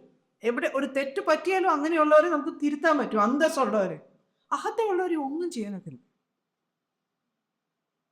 അതാണ് വ്യത്യാസം. അപ്പോൾ ഈ അഭിമാനം എന്ന് പറയുന്ന സംഗതി, അതായത് പ്രൈഡ് പ്രതീക്ഷിക്കുന്നത് എന്താണ്? ഈ ഒരു താഴെ നിന്നുള്ള റെസ്പെക്റ്റാണ്. ഞാൻ എന്തോ ഒരു ഭയങ്കരയാണ്, എൻ്റെ എന്തോ തലയിൽ കയറി, അപ്പോൾ ഞാൻ എൻ്റെ താഴെ നിൽക്കുന്നവരൊക്കെ എന്നെ ഭയങ്കരമായി ബഹുമാനിക്കണം. അപ്പോൾ ആ റെസ്പെക്റ്റ് നിന്ന് താഴെ നിന്ന് മുകളിലോട്ട് വരാം. അത് ഈ താഴെ നിന്ന് മുകളിലോട്ട് നമ്മൾ പ്രതീക്ഷിക്കും, ഓണറും പ്രതീക്ഷിക്കും, മേളിൽ നിന്ന് താഴെ. അപ്പോൾ ഇതിനിടയ്ക്കാണ് ഈ പ്രൈഡ് നിൽക്കുന്നത്. ഡിഗ്നിറ്റിക്ക് ഇതൊന്നും ആവശ്യം. ഇത് രണ്ടും ഉണ്ടെങ്കിലേ ഈ പ്രൈഡിന് നിലനിൽക്കാൻ പറ്റുള്ളൂ. മേളിൽ നിന്നുള്ള അംഗീകാരവും കിട്ടണം, താഴെ നിന്നുള്ളതും കിട്ടണം. ഇത് രണ്ടും ഇങ്ങനെ താങ്ങി നിർത്തുന്ന ഒരു സാധനമാണ് ഈ pride. But if you don't need any of this, ഡിഗ്നിറ്റിക്ക് ഇതൊന്നും ആവശ്യമില്ല. ഇതൊന്നും ഇല്ലാതെ അത് നിന്നോളൂ. കാരണം എക്സ്റ്റേണൽ റെഫറൻസ് അല്ല. Doesn't matter. No, doesn't matter. You will feel completely confident to go and sit with any kind of people. അതിപ്പോൾ ഐശ്വര്യ റായ് വന്നാലും നമുക്കൊരു പുസ്തകം, ഐശ്വര്യ റായ് നമ്മൾ അത്രേ ഉള്ളൂ. I don't have to care. ഇങ്ങനെ എന്തോ ഇപ്പോഴത്തെ ഈ നമ്മുടെ ഇപ്പോഴത്തെ മോഡൽസിൽ ഈ ഭക്ഷണമില്ല, മെലിഞ്ഞ കുട്ടികൾ, തിരുവനന്തപുരത്ത് പറയുന്ന പോലെ ഉണക്ക പിള്ളേരെ കണ്ടാലും നമുക്ക് ടെൻഷനൊന്നും തോന്നില്ല. ഉണക്ക പിള്ളേർ, നമ്മളൊന്നും വേറെ ടൈപ്പ് പിള്ളേർ, അത്രേ ഉള്ളൂ. Doesn't matter. അപ്പോൾ ഇത് പിന്നെ അപ്പോൾ ഡിഗ്നിറ്റിയുടെ ഈ അന്തസ്സുള്ളവരുടെ ഒരു സ്വഭാവം എന്താണെന്ന് വെച്ചാൽ ഒരു തരത്തിലുള്ള കമ്പാരിസണും നടക്കത്തില്ല. അതായത് ഒരു പെങ്കൊച്ചിങ്ങോട്ട് വരുന്ന അവിടെ ഷൂസ് കൊള്ളാമോ, എന്നെക്കാളും നല്ല, ഇതൊന്നും നമുക്ക് പ്രശ്നം. അവരുടെ ഷൂസ് നമ്മുടെ ഷൂസ് അത്രേ ഉള്ളൂ. ഫിനിഷ്. ഭയങ്കര ലൈറ്റ്നെസ്. ഈ മനസ്സിൻ്റെ ഉള്ളിൽ കനമില്ല എന്ന് പറയില്ലേ, കനമില്ലാതെ ജീവിക്കാൻ. ആരെയും നമ്മൾ കമ്പയർ ചെയ്യാനൊന്നും നടക്കണ്ട, നമ്മൾ ആരെയും ജഡ്ജ് ചെയ്യാനും നടക്കത്തില്ല. വേറെയുള്ള ആൾക്കാർ വേറെ രീതിയിൽ, ഇപ്പോൾ ഒരു പെണ്ണിൻ്റെ ഉടുപ്പിൻ്റെ എന്താ പറയുക, ഈ നമ്മുടെ നെഞ്ച് ഈ പ്ലഞ്ചിങ് നെക്ക് ലൈനാണ് എന്ന് പറഞ്ഞത് നമ്മളൊരു ജഡ്ജ്മെന്റ് നെക്ക് ലൈൻ അതിൻ്റെ നെഞ്ചിലല്ലേ കിടക്കുന്നത്, നമ്മുടെ നെഞ്ചിലല്ലല്ലോ. നമ്മൾ അഭിപ്രായം പറയേണ്ട കാര്യമൊന്നുമില്ല. ഡിഗ്നിഫൈഡ് ആണെങ്കിൽ നിങ്ങൾക്ക് അതൊന്നും ഒരു വിഷയമായിരിക്കത്തില്ല. അതാണ് ഡിഗ്നിറ്റി എന്ന് പറയുന്നത്. ഡിഗ്നിറ്റി എന്ന് പറഞ്ഞാൽ അന്തസ്സാണ്. അന്തസ് ഉള്ളവർ ഇത്തരത്തിൽ ഒരു എക്സ്റ്റേണൽ വാലിഡേഷൻ ആവശ്യമില്ലാത്തത് കൊണ്ട് തന്നെ നിങ്ങളും അങ്ങനെ പുറത്തോട്ട് പോയി ആരെയും ജഡ്ജ് ചെയ്യാൻ നിങ്ങൾ നിൽക്കത്തില്ല. അതാണ് അതിൻ്റെ പ്രത്യേകത. പിന്നെ അതുപോലെ തന്നെ ഈ പ്രൈഡ്, ഈ അഹന്തയുടെ വേറൊരു സ്വഭാവം അഭിമാനം / അഹന്ത എന്ന് വേണം പറയാം. കാരണം ഈ അഭിമാനം എന്ന് പറയുന്നത് എപ്പോൾ വേണമെങ്കിലും അഹന്തയാണ്. അപ്പം ഈ നമ്മുടെ വൾണറബിലിറ്റിയെ മറച്ചു പിടിക്കാൻ, അതായത് നമ്മളെല്ലാവരും എപ്പോൾ വേണമെങ്കിലും, നമ്മൾ ഫ്രജൈലല്ലേ, മനുഷ്യരാണ്, എന്ത് പെട്ടെന്ന് വേണമെങ്കിലും വളരെ പെട്ടെന്ന് ചെറിയ കാര്യങ്ങളൊക്കെ മതി നമുക്കൊന്ന് വീണു പോകാൻ. ആ വീഴ്ച മറച്ചു വെക്കാൻ, ഞാൻ വീണ് പോകാൻ സാധ്യതയുള്ള ഒരാളാണ്, തെറ്റുപറ്റാം, വീണു പോകാം, ഇതൊന്നും മറച്ചു പിടിക്കേണ്ട കാര്യമേ ഇല്ലാന്ന് വരും. നിങ്ങളുടെ അന്തസ്സിനെ നിങ്ങൾ സ്വയം മാനിക്കുകയാണെങ്കിൽ. ഒന്നും മറച്ചു വെച്ചാൽ ഈ നേരത്തെ പറഞ്ഞ എനിക്ക് തെറ്റുപറ്റും. ഇപ്പം നമുക്ക് സ്കൂൾ പരീക്ഷ എഴുതി 50% മാർക്കേ ഉള്ളൂ. ഇപ്പം എന്ത് ചെയ്യാൻ പറ്റും? ചാവാൻ പറ്റില്ല എൻ്റെ പേരിൽ, അല്ല നമ്മൾ ഇത്രേ ഉള്ളൂ. അതിനെന്താ, അത് പറ്റിപ്പോയി, ഇനി അടുത്താണ് പരീക്ഷ എഴുതുമ്പോൾ കുറച്ചും കൂടെ നല്ലതായിട്ട് എഴുതാം എന്ന് വിചാരിക്കാനുള്ളൊരു ശേഷിയുണ്ട്. അല്ലാതെ ആ ടീച്ചർ ഒരു ഭയങ്കരമായിരുന്നു, അവനെനിക്കൊരു 10 മിനിറ്റ് കൂടെ തന്നിരുന്നെങ്കിൽ ഞാൻ ഈ യൂണിവേഴ്സിറ്റിയെ പൊളിച്ച് 2ാമത് പഠിഞ്ഞേനെന്നൊക്കെയുള്ള ടൈപ്പ് വർത്തമാനം വരില്ല. മനസ്സിലായോ? ആരുടെയെങ്കിലും ഒരു കുറ്റം കണ്ടുപിടിക്കുക, നമ്മൾ ഈ വളരും, നമ്മൾ ഭയങ്കര മിടുക്കി എല്ലാം, പിന്നെ ബാക്കിയുള്ളവരുടെ എന്തോ കയ്യിലിരിപ്പുണ്ട്, നമ്മൾ ഇത്തിരി മോശമായിപ്പോയി, അത് നമ്മൾ കുറ്റം. ആ ടൈപ്പ് ഒരു ആറ്റിറ്റ്യൂഡ് ഉണ്ടല്ലോ, അതുണ്ടാവില്ല. കാരണം നമുക്ക് പറയാൻ മടിയൊന്നുമില്ല. ചില കാര്യങ്ങൾ അംഗീകരിക്കാനും മടിയില്ല. എൻ്റെ മകള്, എൻ്റെ ചെറിയ മോള്, ഇളയവള്, അവൾ പഠിക്കാൻ നല്ല മിടിക്കുകയായിരുന്നു. അവൾ ക്ലാസ്സിലൊക്കെ നന്നായിട്ട്, ഇപ്പോൾ ടീച്ചേഴ്സൊക്കെ എപ്പോഴും പറയും, 4ാം ക്ലാസ്സിൽ പഠിക്കുമ്പോഴാണ് ടീച്ചർ പറയും, ഇവള് ക്ലാസ്സിലൊക്കെ കണക്കൊക്കെ ഇട്ട് കൊടുത്താൽ നന്നായിട്ട് മനക്കണക്കൊക്കെ ചെയ്യും, ബോഡി നോക്കി കണക്ക് ചെയ്യും. പക്ഷെ പരീക്ഷയ്ക്ക് എപ്പോൾ നോക്കിയാലും 50 മാർക്ക് കൂടുതൽ 1 മാർക്ക് നമുക്ക് കിട്ടത്തില്ല 100-ൽ. അപ്പം ഞാൻ ഇവിടെ വിളിച്ചു ചോദിച്ചോടി, നീ എന്തോ ഇങ്ങനെ ടീച്ചർമാരൊക്കെ പരാതി പറയുന്നുണ്ടല്ലോ, നിനക്ക് ഇങ്ങനെ എല്ലാത്തിനും ഈ 50 മാർക്ക് മേടിച്ചോണ്ടാണ്. അപ്പോൾ അവളോട് പറയാം, അമ്മേ അതെ ഞാൻ 95 മാർക്ക് വാങ്ങിച്ചെന്ന് പറഞ്ഞ് എന്നെ 10ാം ക്ലാസ്സിലോട്ടൊന്നും അവരെ പ്രൊമോട്ട് ചെയ്യത്തില്ല, അടുത്ത ക്ലാസ്സിലോട്ടെ പ്രൊമോട്ട് ചെയ്യത്തില്ല. അത്രയും മതി. അത്രയും 50 മാർക്കിൻ്റെ പരീക്ഷയ്ക്ക് ഞാൻ ഇറങ്ങി വരും. അപ്പം ഇങ്ങനെ അത് ശരിക്കും എനിക്കത് കണ്ടപ്പോൾ ഞാൻ പിന്നെ അവളോട് പറഞ്ഞില്ല, കാരണം അത് അവളുടെ ഡിഗ്നിറ്റിയാണത്. അവൾക്കറിയാം അവളുടെ കഴിവ് എന്താണെന്ന് അവൾക്കറിയാം. പക്ഷെ അതിങ്ങനെ പ്രകടിപ്പിച്ചെന്തെങ്കിലും ആരെങ്കിലും അങ്ങനെയുണ്ടല്ലോ, ടീച്ചർ പറഞ്ഞു അപ്പോൾ അവൾക്ക് നന്നായിട്ട് എന്താ പിന്നെ അതുകൊണ്ടത്തേലും ഗുണം ഉണ്ടെങ്കിൽ ശരി, 10ലോട്ട് വിടുമെങ്കിൽ ഗ്രേറ്റ്. ഇത് 10ലോട്ട് വിടുമല്ലോ എന്തായാലും. അപ്പൊ അതാണ് ഞാൻ പറയുന്നത്. അത് കുട്ടികൾ കൊച്ചിലേ ഇത് പ്രകടിപ്പിക്കും, പക്ഷെ നമ്മൾ ഉടനെ അവരെ പറഞ്ഞു. അപ്പൊ എന്താ നമ്മൾ ഈ ഡിഗ്നിറ്റിയെ മാനിക്കുന്നതിന് പകരം ചെയ്യുന്നത് പ്രൈഡിനെ വളർത്തും. അതായത് നിങ്ങൾ ഇപ്പം നിങ്ങൾ ഒരു കുഞ്ഞൊരു അഭിപ്രായം പറഞ്ഞാൽ അതിനോട് ഉണ്ടാതിരിക്കണി, എനിക്ക് വല്ലതും അറിയാവോ, നിനക്ക് എത്ര വയസ്സായി എന്നൊക്കെ പറഞ്ഞ് അതിനെ അവിടെ അടിച്ചമർത്തിയിട്ട് പറയും, നീ അടുത്ത ക്ലാസ്സിൽ നിനക്ക് നീ എന്താ ബെസ്റ്റ് ഔട്ട് ഗോയിങ് സ്റ്റുഡൻറ്റ് ആവുകയാണെങ്കിൽ നിനക്ക് ഞാൻ മറ്റേത് മേടിച്ചു തരാം, എന്തെങ്കിലും ഫോൺ മേടിച്ചു തരാം, വണ്ടി മേടിച്ചു തരാം എന്നൊക്കെ പറയും. അപ്പോൾ അത് അപ്പോൾ ഈ കുട്ടിയെ ഈ ഡിഗ്നിറ്റിക്ക് പകരം അവിടെ പ്രൈഡാണ് കൊണ്ടുവരുന്നത്. ഇപ്പം എഞ്ചിനീയർ ആവുക, ഡോക്ടർ ആവുക, അങ്ങനെ എന്തെങ്കിലും ആയാൽ മതി. അപ്പം അങ്ങനെ ഈ എക്സ്റ്റേണൽ അച്ചീവ്മെൻറ്റ്സ്, നിങ്ങൾ അച്ചീവർ ആവും. If you become an achiever then society will respect you എന്ന് പറയുമ്പം ഡിഗ്നിറ്റിയെ അവിടെ ചവിട്ടിപ്പിടിച്ചിട്ട് അച്ചീവർ ആയിക്കഴിഞ്ഞാൽ അച്ചീവ്മെൻറ്റ്സിന് കിട്ടുമല്ലോ. So society has this terrible kind of equation, very damaging way in which it replaces human dignity with this dangerous thing called pride. Pride just eats you alive. I mean, ജീവനോട് നമ്മളെ തിന്നുന്നില്ലല്ലോ. Amoeba എന്ന brain eating amoeba ഇല്ലേ, അതുപോലെ soul eating അമീബയാണ് ഈ pride. Self eating amoeba ആണ് ഈ pride. So they just throw you into that kind of rat race, and it's a rat race. കാരണം എത്ര പിന്നെ ഇതുണ്ടോ അത്രയും കൂടുതൽ. ഇപ്പം കൊച്ചിനായി കുഞ്ഞിലെ മുതൽ ഇങ്ങനെ ആക്കി അതിനെ പഠിപ്പിച്ചു, അത് എഞ്ചിനീയറായി, അത് എഞ്ചിനീയറിങ്, അത് നാസയിൽ പോയി, നാസയുടെ റോക്കറ്റിൽ കയറി, മൂണി കയറി തിരിച്ചു വന്നപ്പോഴും ഇപ്പോൾ പ്രൈഡ് കൂടി വരുമോ വീട്ടുകാരുടെ. പെട്ടെന്ന് പ്രൈഡെല്ലാം നശിച്ചു. എന്തുകൊണ്ടാണ്? ഈ നാസയിൽ പോയ പെണ്ണിനെ ആര് കെട്ടു? ഇനി അതിന് എത്ര സ്ത്രീധനം കൊടുക്കേണ്ടി വരും? നാസയിൽ പോയ പെണ്ണിനെ നാസയുടെ ഡയറക്ടറെങ്കിലും വേണം കെട്ടാൻ. അപ്പം അതിന് എത്ര സ്ത്രീധനം കൊടുക്കേണ്ടി വരുമല്ലോ എന്ന് വിചാരിച്ച് ഇതേ പോയി പ്രൈഡ്. അപ്പം പിന്നെ നാണക്കേടായി, ഇത് പെണ്ണ് കല്യാണം കഴിക്കാതെ നിൽക്കുന്നു, ഇത് തീർന്നില്ലേ? ഈ പ്രൈഡ് എന്നൊക്കെ പറഞ്ഞാൽ ഇത്രയേ ഉള്ളൂ. അപ്പം do you want, so this is the question. So pride എന്ന് പറയുമ്പോൾ പ്രോബ്ലം വിത്ത് പ്രൈഡ് ഇസ് നമ്മുടെ സെൽഫിനെ ഇത് തിന്നുന്നെന്ന് മാത്രമല്ല, it makes you subject to others evaluations. മറ്റാൾക്കാർ എന്ത് പറയുന്നു എന്നുള്ളതാവും നമ്മുടെ പ്രധാനപ്പെട്ട താല്പര്യം. വേറെ ഉള്ള ആൾക്കാർ നമ്മളെ നോക്കുമ്പം കൊള്ളാമോ, അയ്യോ നമ്മൾ ഭയങ്കര നല്ലതാണെന്നൊക്കെ പറഞ്ഞാലേ നമ്മളുള്ളൂ എന്ന് വരുന്നിടത്താണ് ഈ പ്രൈഡ് നമ്മളെ അടിമകളാക്കി മാറ്റുന്നത്, സമൂഹത്തിൻ്റെ അടിമകളാക്കി മാറ്റുന്നത്. ഡിഗ്നിറ്റി, അന്തസ്സെന്ന് പറഞ്ഞാൽ സമൂഹത്തിൻ്റെ ഉള്ളിൽ നമ്മുടെ സ്വന്തം ടേംസിൽ നിൽക്കാനുള്ള ശേഷി നിങ്ങൾക്ക് തരും. സമൂഹത്തിൽ നിന്ന് ഓടിപ്പോകാനല്ല, അല്ലെങ്കിൽ സമൂഹത്തിൽ നിന്ന് എങ്ങോട്ടെങ്കിലും ഒളിച്ചോടാനല്ല. അത് ഈ പ്രൈഡിൻ്റെ മറ്റൊരു റെസ്പോൺസാണ് പലപ്പോഴും.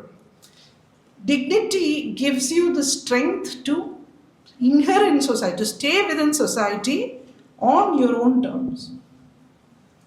And on your own terms, and you remember it's an inward thing. So suppose you end up in a terrible situation where you have, you are in very, very hostile kind of circumstances. ഇപ്പം നിങ്ങൾ കല്യാണം വഴിയോ അല്ലെങ്കിൽ ജോലി സ്ഥലത്തോ നിങ്ങളെ നിരന്തരം അപമാനിക്കുന്ന ഒരു സ്ഥലത്ത് നിങ്ങൾ പോയി പെട്ടാലും നിങ്ങൾക്ക് ഡിഗ്നിറ്റി ഉണ്ടെങ്കിലുണ്ടല്ലോ, നിങ്ങൾക്ക് ഈ അന്തസ്സുണ്ടെങ്കിൽ, ഒന്നാമത് അവരെന്ത് വേണം, ഇപ്പം അമ്മയമ്മ എന്ത് പറഞ്ഞാലും ഭർത്താവ് എന്ത് പറഞ്ഞാലും ഞാൻ ആരാന്ന് എനിക്കറിയാമെന്നുള്ള ആ ഒരു ധൈര്യം നിങ്ങൾക്ക് കാണും.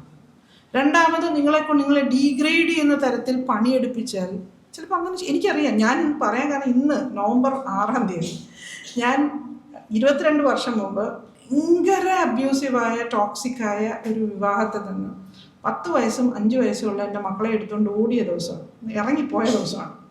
So I know that what it is to be constantly told that you are stupid, you are idiot, you are no but. ഇങ്ങനെ നിരന്തരം എന്നും രാത്രി ഞാൻ കേൾക്കുന്നതാണ്. ഞാനാണെങ്കിൽ എൻ്റെ ജീവിതത്തിൽ എഴുതിയ ഒരു പരീക്ഷയ്ക്കും ഞാൻ രണ്ടാമതായിട്ടില്ല. അങ്ങനെയുള്ള എൻ്റെ അടുത്ത് ഇയാൾ നിരന്തരം എന്നോട് പറയുമായിരുന്നു ഐ എം നോ ഗുഡ്.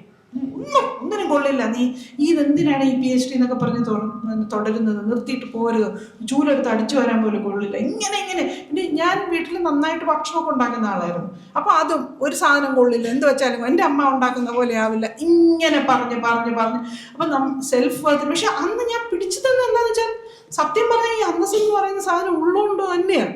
എന്ന് വെച്ചാൽ എൻ്റെ അന്തസ്സിനെ ഞാൻ തന്നെ മാനിക്കണം എന്ന് എനിക്ക് നല്ല തീർച്ചയുണ്ടായിരുന്നുണ്ട്.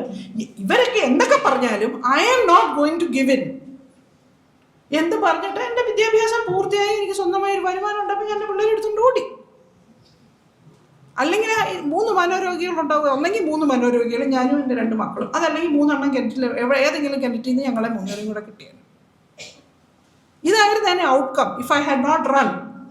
പക്ഷെ അങ്ങനെ ഓടാൻ ശേഷി ഉണ്ടായത് ഇത്രയൊക്കെ പറഞ്ഞിട്ട് നിന്നെ കൊണ്ടൊന്ന്, അത് സ്റ്റുപ്പിഡിറ്റി, അതായത് ബുദ്ധിയില്ല എന്നുള്ളതാണ് ഈ നിരന്തരം പറഞ്ഞിരുന്നത്. മനസ്സിലായോ? ബുദ്ധിയില്ല, ഒന്നുമില്ല.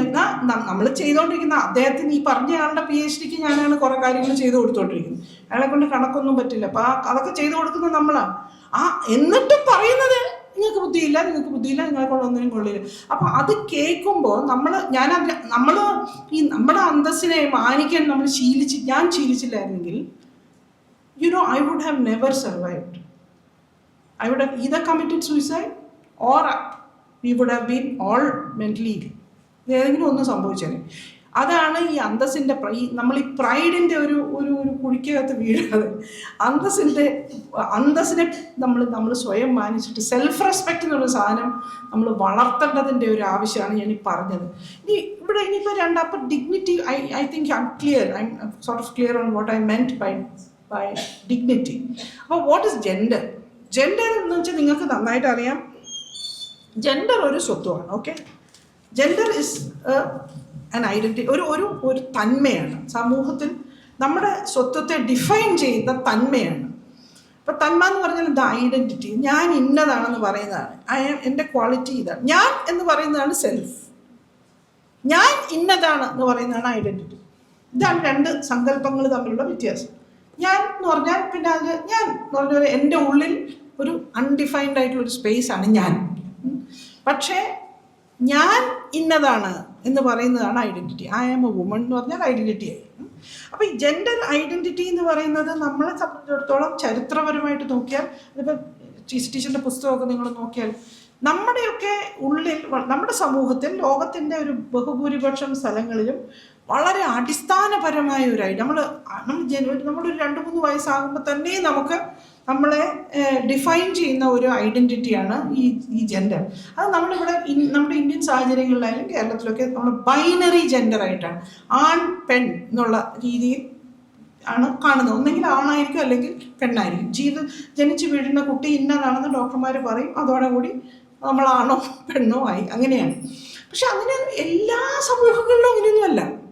ആക്ച്വലി ഈ ആൺപെൺ ഭേദമില്ലാതെ സാമൂഹ്യ ജീവിതം അസാധ്യമാണെന്ന് ചോദിച്ചാൽ അല്ല.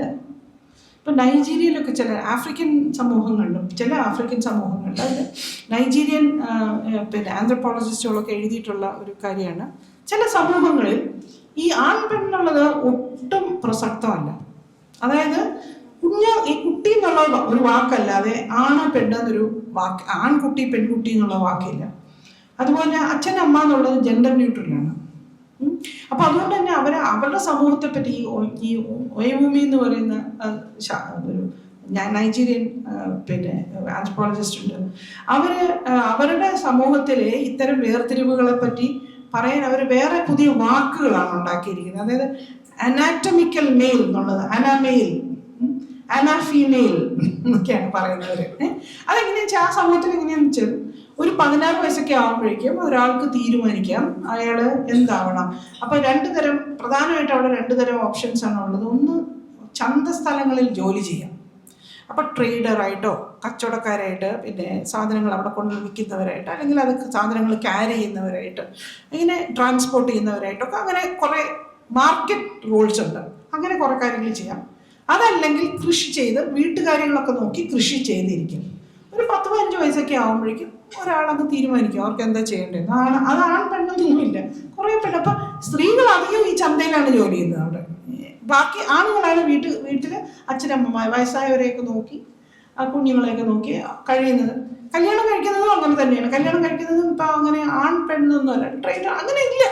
ഇഷ്ടപ്പെടുന്ന ആൾക്കാരെ കല്യാണം കഴിക്കുന്നു, അത്രേ ഉള്ളൂ. അപ്പോൾ ചില ആണുങ്ങൾ മാർക്കറ്റിലായിരിക്കും ജോലി ചെയ്യുന്നത്, ചിലർ വീട്ടിലായിരിക്കും, ചില പെണ്ണുങ്ങൾ മാർക്കറ്റിലായിരിക്കും. ഈ പെണ്ണ് ആണ് നമ്മൾ വേർതിരിവേ ഇല്ല, ഇങ്ങനെയാണ്. അപ്പം നിങ്ങൾ ആരാണെന്ന് ചോദിച്ചാൽ അവർ പറയും ഞാനൊരു ട്രേഡറാണെന്ന് പറയും, ഞാൻ കച്ചവടക്കാരാണെന്ന് പറയും.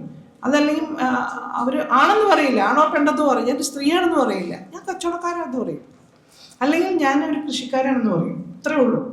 അപ്പോൾ ഈ ആന്ത്രപ്പോളജിസ്റ്റുകൾ, ഈ വെസ്റ്റേൺ ആന്ത്രപ്പോളജിസ്റ്റുകൾ അവിടെ ചെന്ന് പഠിക്കാൻ നോക്കുമ്പോൾ അവരുടെ കാര്യം ആ കുഴപ്പം. ഞങ്ങൾക്ക് കുറച്ച് സ്ത്രീകളോട് സംസാരിക്കണം, അതെന്തോ സ്ത്രീകളോ, അതെന്തോ പരിപാടി സ്ത്രീകൾ എന്ന് പറഞ്ഞാൽ എന്തോ. അപ്പം പറയും, അപ്പം ഈ നിൽക്കുന്ന ഇവരോടൊക്കെ കച്ചവടക്കാരല്ലേ, അപ്പം നിങ്ങൾ ഉദ്ദേശിച്ച കച്ചവടക്കാരെയാ, കച്ചവടക്കാരെയാണെങ്കിൽ നമുക്ക് ആക്കാം, പക്ഷെ ഈ സ്ത്രീകളെ കണ്ടുപിടിക്കുന്നത് എനിക്ക് അറിഞ്ഞൂടാ, നമുക്ക് അറിഞ്ഞൂടാ. അത്രയ്ക്ക് അനാവശ്യമാണ് ആ വാക്ക്.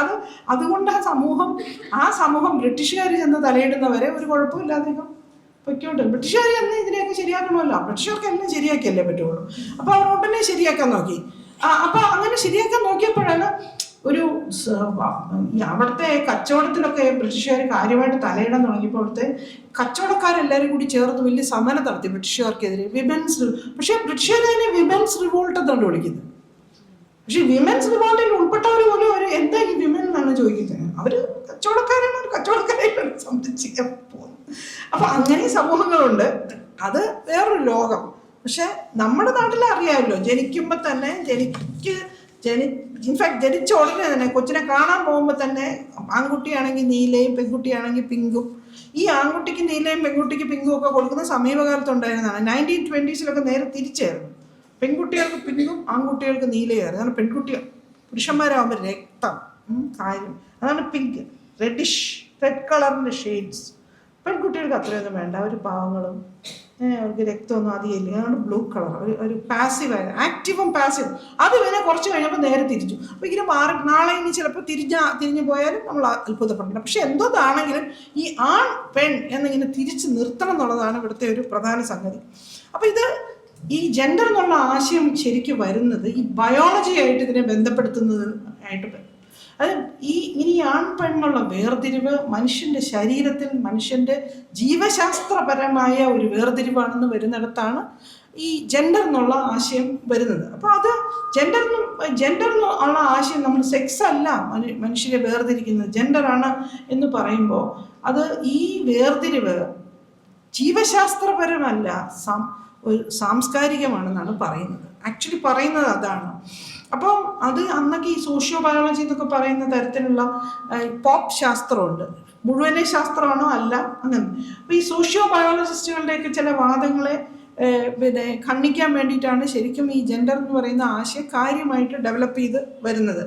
പക്ഷേ ഇപ്പം വന്നിരിക്കും. അപ്പം അങ്ങനെ കുറേ കാലം, ഇൻഫാക്ട് എനിക്ക് തോന്നുന്നു 1990s ഒക്കെ ആകുമ്പോഴേക്കും നമ്മൾ വിമൻ സ്റ്റഡീസ് അല്ല ജെൻഡർ സ്റ്റഡീസാണ് വേണ്ടതെന്നൊക്കെ നമ്മൾ പറഞ്ഞു തുടങ്ങി. അങ്ങനെ പിന്നെ ആ സമയത്ത് തന്നെ ഈ ജെൻഡറിൽ ഒരുപാട് വൈജാത്യങ്ങളുണ്ടെന്ന് നമ്മൾ തിരിച്ചറിഞ്ഞു തുടങ്ങി. ഇൻ്റർസെക്സ് എന്ന് പറഞ്ഞൊരു കാറ്റഗറി ഉണ്ട്, ഈ ജെൻഡർ തന്നെ ട്രാൻസ്ജെൻഡർ ആയിട്ടുള്ള മനുഷ്യരുണ്ട്, സിസ് ജെൻഡർ എന്ന് പറയുന്നത് അവർ ജനിച്ചപ്പോൾ തന്നെയുള്ള അവർക്ക് അസൈൻ ചെയ്ത ഐഡൻറ്റിറ്റിയായിട്ട് താതാത്മ്യം പ്രാപിക്കുന്നവരാണ് സിസ് ജെൻഡേഴ്സ്. അങ്ങനെ അല്ലാത്തവർ ട്രാൻസ്ജെൻഡേഴ്സാണ്.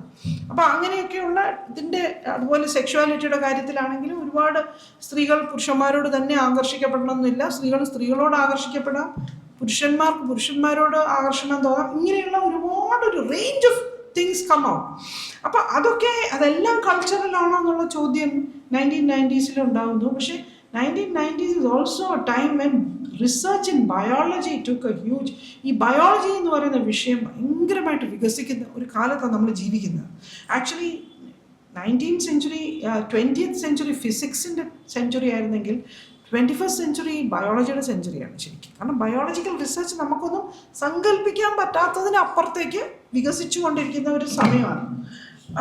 അപ്പോൾ അതിലിപ്പോൾ നമ്മൾ കാണുന്നൊരു കാര്യം വെച്ചാൽ ഈ ബോഡി, അതായത് നമ്മുടെ ബയോളജി, ഇപ്പം നേരത്തെ പറഞ്ഞത് ബയോളജി ആയിട്ടൊരു ബന്ധവും ഇല്ല എന്നാണ്.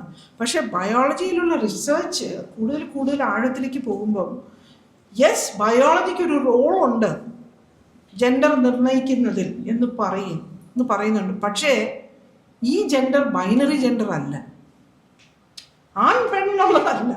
ബയോളജി നിർണ്ണയിക്കുന്നുണ്ട് ജെൻഡറിനെ, പക്ഷെ ആ നിർണയം ഈ ബൈനറി ജെൻഡറിനെ അല്ല നിർണ്ണയിക്കുന്നത്. അപ്പോൾ ഈ പ്രശസ്തമായ ഒരു ഇത് ആൻ ഫോസ്റ്റർ സ്റ്റേർലിംഗ് എന്ന് പറയുന്ന ഒരു ബയോളജിസ്റ്റ് ഉണ്ട്. അവരുടെ ഒരു ഫേമസ് ആയിട്ടുള്ള അവർ പറയുന്നത് നമ്മളെല്ലാവരും പോയിട്ടൊരു ജെൻഡർ ടെസ്റ്റ് എടുത്ത് നമ്മളൊക്കെ ഫെയിൽ ചെയ്യാനാണ് സാധ്യത. കാരണം 3 ക്രോമസോമെങ്കിലും ഉണ്ട് പലപ്പോഴും. പണ്ട് 2 ഉള്ളായിരുന്നു. 2 ഉണ്ടെന്നാണല്ലോ പറഞ്ഞില്ല, XX XY എന്നായിരുന്നു. ഇപ്പം അങ്ങനെയല്ല, XX ആവാം, XY ആവാം, XXY ആവാം, YXX ആവാം. ഈ 3 ക്രോമസോംസ് തിരിച്ച് മറിച്ച് നോക്കിയിട്ട് 10-40 കോമ്പിനേഷൻ ഉണ്ട്. അപ്പോൾ binary gender is out. Biology determining ആണ്. ബയോളജി ഡിറ്റർമിനിങ് എന്നല്ല, ബയോളജിക്കൽ മാറ്റർ ഉണ്ടല്ലോ, അതിന് ഒരു ഡിറ്റർമിനിങ് പ്രാധാന്യമുണ്ട്. But binary gender is out. അപ്പം ബയോളജിസ്റ്റുകളുടെ ഇടയിൽ തന്നെ പലരും പറയുന്നുണ്ട്, ബയോളജിക്കൽ റിസർച്ചിലെങ്കിലും ഈ ജെനറ്റിക്സിൻ്റെ റിസർച്ചിലെങ്കിലും ഈ ആൺ പെണ്ണിനുള്ളതൊന്ന് ഒഴിവാക്കണം. കാരണം അതല്ല ഇപ്പം നമ്മൾ കാണുന്ന എന്ന് പറയുന്ന. ഓഫ്കോഴ്സ് ആ ചർച്ച അങ്ങനെ തീർന്നിട്ടൊന്നുമില്ല, അതിപ്പോഴും നടക്കുന്നത് തന്നെയുള്ളൂ. സയൻസിന് ഇങ്ങനെ പെട്ടെന്നൊന്നും ഒരു കാര്യം ആരും തീരുമാനിക്കില്ല. ഒരുപാട് തരത്തിൽ ഈ കൺസെൻസസ് ബിൽഡിംഗ് എന്നുള്ളത് വളരെ പ്രധാനമാണ് സയൻസിൽ. ഇപ്പം പ്രത്യേകിച്ച് നിങ്ങൾക്കറിയാലോ, ഈ ഡൊണാൾഡ് ട്രംപിനൊക്കെ ഇങ്ങനെ വട്ടായി പോയതിൻ്റെ റീസൺ എന്താണെന്ന് മനസ്സിലായി. ഡൊണാൾഡ് ട്രംപ് മാത്രമല്ല, അയാളുടെ കൂടെ ചേർന്ന് നിൽക്കുന്ന ഈ തീവ്ര വലത് ക്രിസ്ത്യൻ സംഘങ്ങളുണ്ട് അമേരിക്കയിൽ. അവർക്കെല്ലാം ഫുൾ ബാഡ് ഷിറ്റ് ക്രേസിയാണ് എല്ലാം. വൈ? ബിക്കോസ് അത് അവർക്ക് വട്ടായി പോയി. കാരണം വെച്ചാൽ ഇങ്ങനെയൊക്കെ സംഭവിച്ചു ഇവരുടെ ഈ വലതുപക്ഷത്തിന്റെ അടിത്തറകളായി പോയില്ലേ. And that is science. അപ്പം അതുകൊണ്ട് സയൻസിനെ എങ്ങനെയെങ്കിലും കൂട്ടിക്കെട്ടാൻ പറ്റുമോ എന്നുള്ളതാണ് ഇപ്പം അത്യാവശ്യമായിട്ട് അമേരിക്കയിൽ നോക്കിക്കൊണ്ടിരിക്കുന്നത്. കാരണം ഇതൊക്കെ ഇങ്ങനെയൊക്കെ ചോദിച്ച് ഇങ്ങനെയൊക്കെ വ്യത്യാസങ്ങളൊക്കെ ഉണ്ടെന്നൊക്കെ പറഞ്ഞു കഴിഞ്ഞാലേ ആകെ കേസാവുമല്ലോ. ഐ മീൻ പറ്റുമോ? ഈ പെട്ടെന്ന് പറഞ്ഞാലേ ഇങ്ങനെ നിയന്ത്രിച്ച് നിർത്തിയിരിക്കുന്നത്. അതാണ് ഒരു കാര്യം. അപ്പം ചുരുക്കി പറഞ്ഞാൽ അതിന് വേറെ ഒരുപാട് സ്ഥലങ്ങൾ. ഇപ്പോൾ എൻഡോക്രൈനോളജി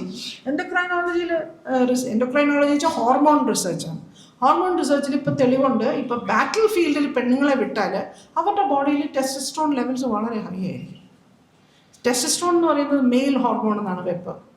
അതുപോലെ കുഞ്ഞുങ്ങളെ നോക്കാനും മറ്റു കാര്യങ്ങളൊക്കെ ചെയ്യാനായിട്ട് ചെയ്യുന്ന കെയറിങ് ലേബർ ചെയ്യുന്ന പുരുഷന്മാരുടെ ശരീരത്തിൽ ഈ ടെസ്റ്റോസ്റ്ററോൺ ലെവൽസ് വളരെ കുറവായിരിക്കും.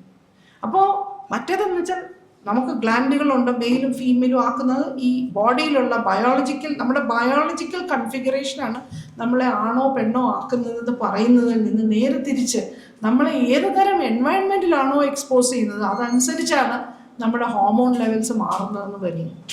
So what does that mean? It means that hormones don't determine you. നിങ്ങൾ ഏത് തരം ജീവിതം ജീവിക്കുന്നോ അതനുസരിച്ചാണ് ഈ സോ കോൾഡ് ഇതൊക്കെ കൂടിയോ കുറഞ്ഞോ ഇരിക്കുന്നത്. So that's lot of interesting research that's coming out of very different.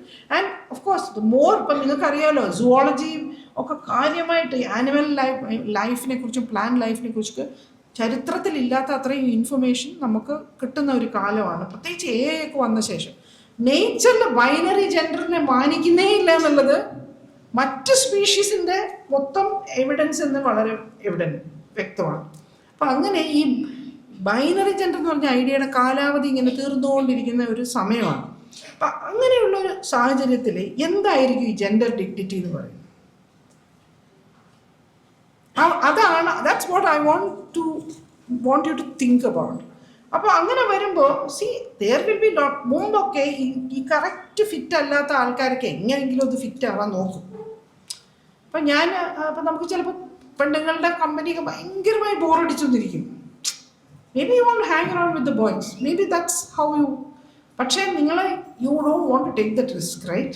ആർക്കും ആ റിസ്ക് എടുക്കാൻ വയ്യാത്തതുകൊണ്ട് നമ്മൾ എങ്ങനെയെങ്കിലും ഒതുങ്ങി ഇതിൻ്റെ അകത്തൊക്കെ നിൽക്കാൻ നോക്കും. അപ്പോൾ അവിടെയൊക്കെ നമ്മുടെ ഡിഗ്നിറ്റിക്കിട്ടാണ് ഈ കൊട്ടുകൊട്ടുന്നത്. കാരണം നമ്മുടെ അന്തസ്സുമായിട്ട് നമ്മൾ വളരെ അടുത്ത് നമ്മൾ പെർസീവ് ചെയ്യുന്ന ഒരു ക്വാളിറ്റിയാണ് ഈ ജെൻഡർ എന്ന് പറയുന്നത്. അപ്പോൾ അതിൻ്റെ അർത്ഥം എന്താണ്? അപ്പോൾ സമൂഹം ഓൾ ദ മോർ ഡിറ്റർമിൻഡ് ആണ്, അത്തരത്തിലൊരു ഡിഗ്നിറ്റി നിങ്ങൾക്ക് അനുവദിച്ച് തരില്ല. അപ്പം നമ്മൾ എന്താ ചെയ്യേണ്ടതെന്നുള്ളതാണ്. അപ്പം ഇതൊരു തരം റിലൻറ്റ്ലെസ് ആയിട്ടുള്ള അസോൾട്ടാണ്. അപ്പം നമ്മളെ ഒരു തരം അപ്പം എല്ലാവരും പറയും ഒരു കാര്യം ചെയ്യും, നീ പഠിച്ച് നീ വലിയൊരാളായി കഴിഞ്ഞാൽ പിന്നെ നിനക്ക് എന്ത് ചെയ്യാമല്ലോ. അപ്പോൾ ഈ പ്രൈഡിനെയാണ് അവിടെ കൊണ്ടുവരുന്നത്. ഡിഗ്നിറ്റിക്ക് പകരം പ്രൈഡ് എന്നുള്ളതാണ്. But that's never going to really work that way. ഇപ്പം ട്രാൻസ് മനുഷ്യർക്കൊക്കെ ഈ ഭയങ്കരമായ ഡിസ്ഫോറിയ എന്ന് പറഞ്ഞൊരു സംഗതിയുണ്ട്. അത് എന്ന് വെച്ചാൽ അവരുടെ ശരീരത്തിലല്ല അവർ ജീവിക്കുന്നത്, അവരുടെ യഥാർത്ഥ ശരീരമല്ല അവരുടെ എന്നുള്ള ആ തോന്നൽ. അത് സത്യത്തിൽ അത് ശരിക്കും വരുന്നത് ഈ ഡിഗ്നിറ്റിയുടെ പുറത്തുള്ള ഒരു അസോൾട്ട് അൺബെയറബിൾ ആവുമ്പോഴാണ്. കാരണം നമ്മൾ ആലോചിക്കണം, ഇപ്പം അമേരിക്കൻ ഇന്ത്യൻ നേറ്റീവ് ട്രൈബ്സിനിടയിലൊക്കെ 4 ജെൻഡർ ഉണ്ടായിരുന്നു. 4 ജെൻഡർ. ചില അമേരിക്കൻ ഇന്ത്യൻ നേറ്റീവ് ട്രൈബ്സിനിടയിൽ 6 ജെൻഡേഴ്സ് ഉണ്ടായിരുന്നു. അപ്പോൾ അവിടെയൊന്നും ഡിസ്ഫോറിയൊന്നും അനുഭവിക്കേണ്ട കാര്യമില്ല.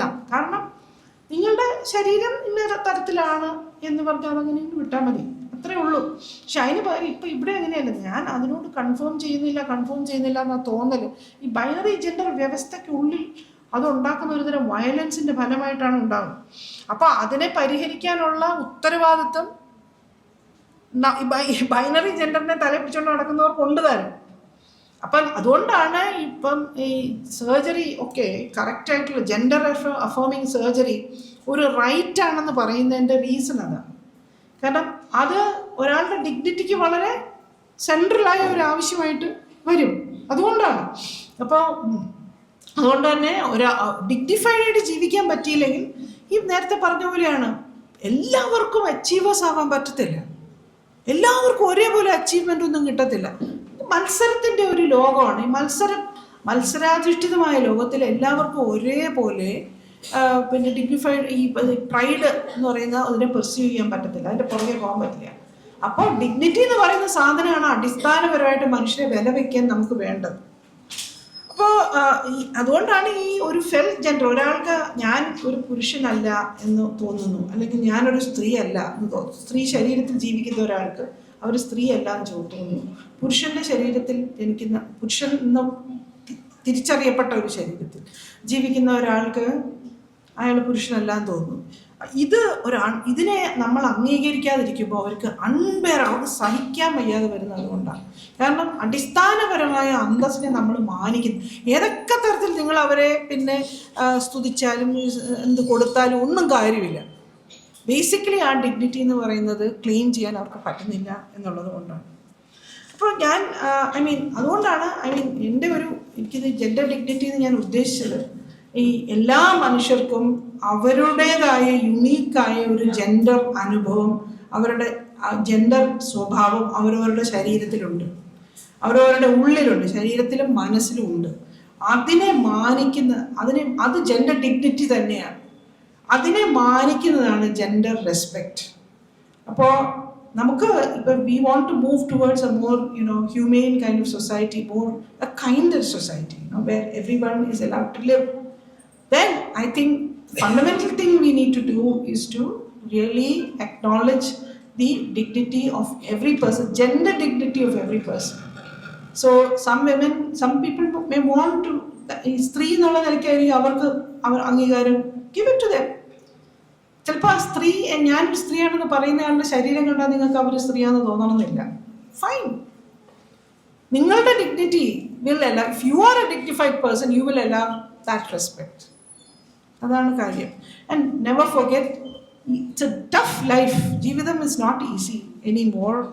And if you want to survive it, you need to practice what is called self-respect. And I think that is enough. I said, thank you.